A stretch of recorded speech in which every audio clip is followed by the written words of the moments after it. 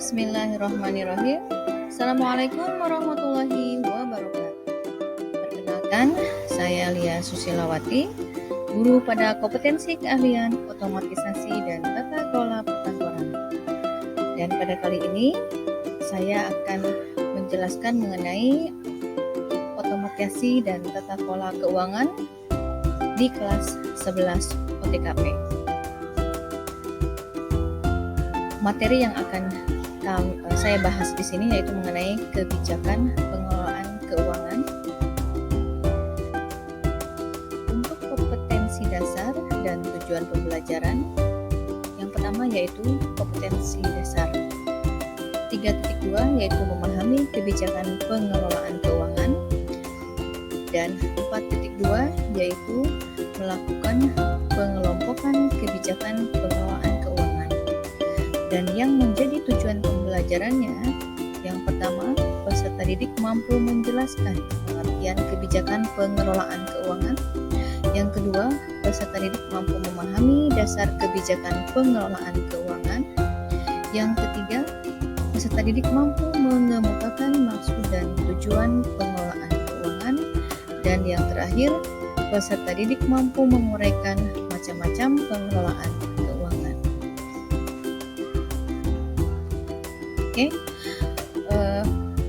Pertama, memahami kebijakan pengelolaan keuangan. Kita awali dengan pengertian dari kebijakan itu sendiri. Kebijakan yaitu suatu tindakan yang memiliki tujuan tertentu yang diikuti dan dilaksanakan untuk memecahkan masalah tertentu. Kemudian, pengelolaan keuangan yaitu salah satu langkah dalam suatu perusahaan untuk dapat memperkirakan berapa anggaran yang dibutuhkan dan menghasilkan sesuatu yang diharapkan atau direncanakan. Berikutnya yaitu pengertian dari kebijakan pengelolaan keuangan, yaitu bentuk kebijakan yang dilaksanakan oleh pelaku usaha atau kelompok bisnis untuk melakukan pengelolaan sumber dana atau keuangan untuk digunakan seefektif mungkin agar menghasilkan keuntungan atau manfaat sesuai dengan tujuan yang direncanakan. Berikutnya yaitu sumber keuangan. Untuk mengolah keuangan perlu diketahui terlebih dahulu sumber keuangannya. Dan dilihat dari sumbernya, keuangan yang berada di lingkungan organisasi diperoleh melalui bisa dari satu, pemerintah, yaitu di lingkungan pemerintahan yang pada dasarnya merupakan organisasi dari yang tertinggi sampai yang terendah untuk membiayai seluruh kegiatannya dalam rangka melaksanakan tugas pokok sesuai jenjang masing-masing. Kemudian sumber keuangan yang kedua itu bisa diperoleh dari bantuan, yaitu berupa organisasi sosial kemasyarakatan dan organisasi volunteer dalam mewujudkan tugas pokoknya. Pengadaan dana tergantung partisipasi anggotanya atau dapat diperoleh dari bantuan masyarakat yang bersimpati atau dapat pula bantuan pihak pemerintah dan atau bantuan pihak luar negeri. Kemudian sumber keuangan yang ketiga itu bisa diperoleh dari milik perseorangan, yaitu organisasi di bidang ekonomi, industri dan jasa sebagai badan usaha milik perseorangan atau sekelompok kecil orang yang menghimpun dana yang disebut dengan modal untuk mewujudkan kegiatan pokoknya dari para pemilik dan orang lain. Nah, berikutnya ciri-ciri kebijakan pengelolaan keuangan yang benar. Yang pertama, kebijakan keuangan dibuat oleh semua pihak terkait pada suatu instansi atau perusahaan. Yang kedua, kebijakan pengelolaan keuangan tersebut harus dapat diterima oleh semua pihak dengan tujuan untuk meningkatkan atau memajukan instansi atau perusahaan. Yang ketiga, kebijakan pengelolaan tidak boleh merugikan perusahaan atau instansi. Selanjutnya yang keempat yaitu kebijakan pengelolaan keuangan haruslah transparan dan benar-benar untuk memecahkan permasalahan yang ada. Yang terakhir,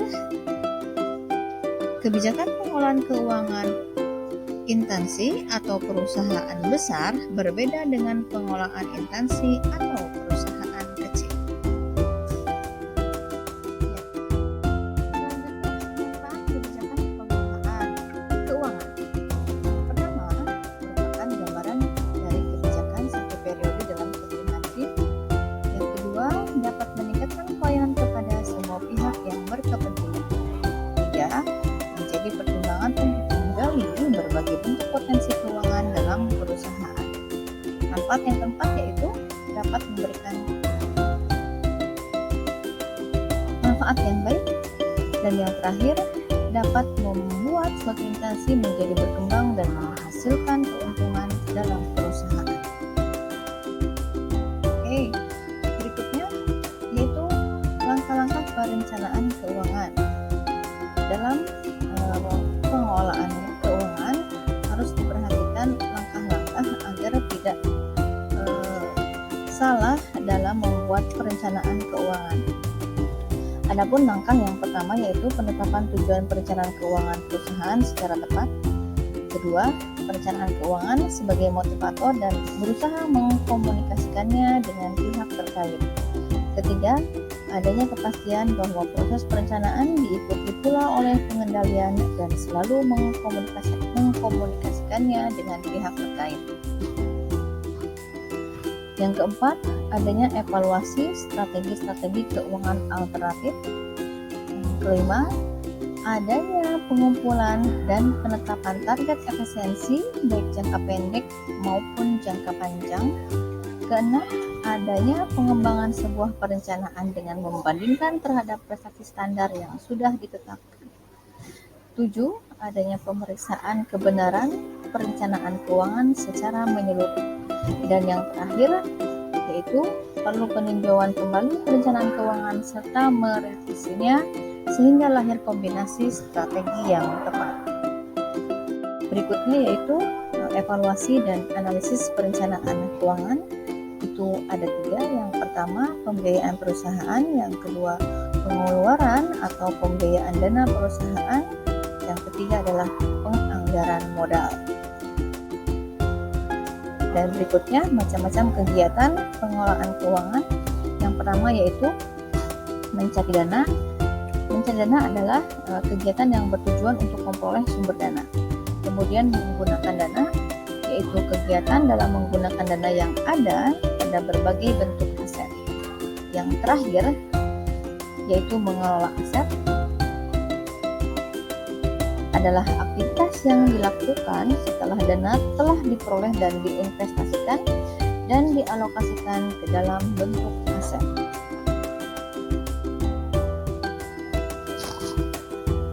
Berikutnya yaitu maksud dan tujuan kegiatan pengelolaan keuangan.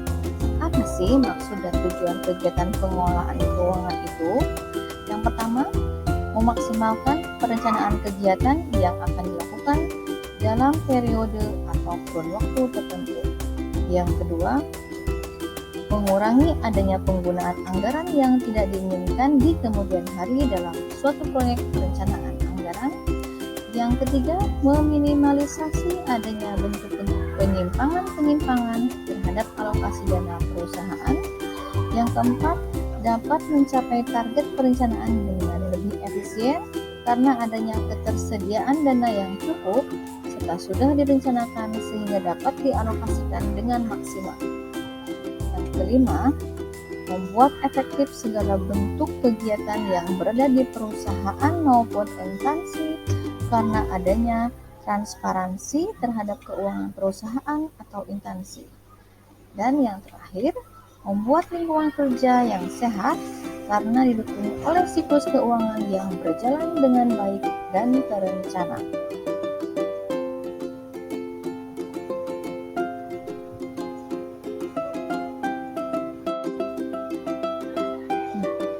Bahasan berikutnya yaitu mengenai klasifikasi kebutuhan anggaran untuk mengelola keuangan. Di sini ada 4 macam anggaran. Yang pertama yaitu anggaran variabel, yang kedua adalah anggaran pengeluaran modal, yang ketiga anggaran utang, dan yang terakhir adalah anggaran kas.